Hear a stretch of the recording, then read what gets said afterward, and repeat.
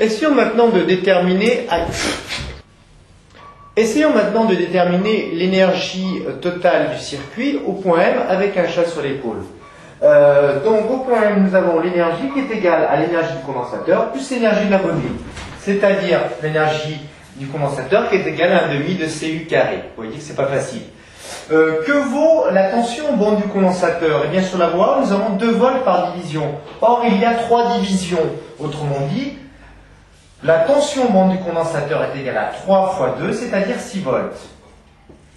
L'énergie du condensateur s'en déduit immédiatement, c'est égal à 0,5, 1/2, fois la capacité du condensateur, 47 fois 10 moins 6 farad, multiplié par 6 tension aux bornes du condensateur au carré.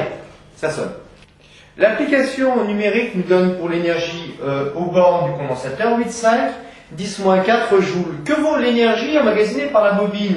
Eh bien, l'énergie emmagasinée par la bobine, vous savez que c'est 1/2 de L carré. Or, nous avons sur la courbe au point M une tension UR qui est égale à 0. Or, cette tension UR, d'après ce qu'on a vu, elle est égale à moins R fois I. Donc, le courant I est à ce moment-là égal à 0 ampère, ce qui donne une énergie aux bornes de la bobine égale 0 joule. On en déduit directement l'énergie E. Eh bien, c'est égal à l'énergie uniquement stockée aux bornes du condensateur, puisque l'énergie aux bornes de la bobine est nulle, c'est-à-dire 8,5 fois 10 moins 4 joules.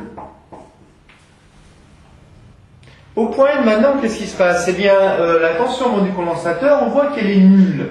Autrement dit, si la tension aux bornes du condensateur est nulle, eh bien, l'énergie stockée aux bornes du condensateur est nulle également. Il ne nous reste plus que pour l'énergie, qu'une énergie emmagasinée par la bobine. Il nous suffit donc de déterminer la tension UR. Nous avons ici 1,5 division environ.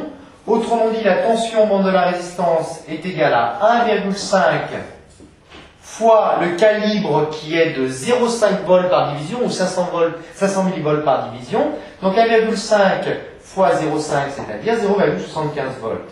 Autrement dit, que vaut le courant I? Eh bien, I est égal à moins UR sur la résistance petit r qui est égale à 5 ohms. Autrement dit, ça nous fait donc moins 0,75 divisé par 5, c'est-à-dire moins 0,15 ampères.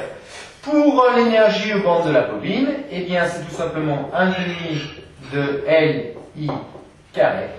C'est-à-dire, après calcul, cette énergie aux bornes de la bobine vaut 1,5 10 moins 4 joules. Autrement dit, l'énergie totale du circuit, à ce moment-là, E' est égale à l'énergie de la bobine plus l'énergie stockée aux bornes du condensateur qui est nulle.